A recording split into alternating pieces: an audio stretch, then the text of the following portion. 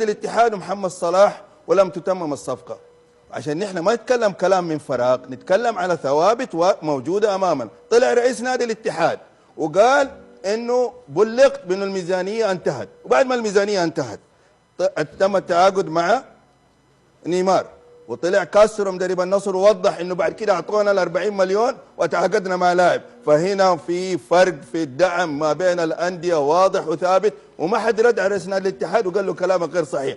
هذا يا ابو خالد عشان نكون احنا صادقين ونعالج المشكله. اديني فرصه ابو خالد، نعالج المشكله في عدم مساواه بين الانديه ادت او خلينا نقول هكذا الجمهور مقتنع.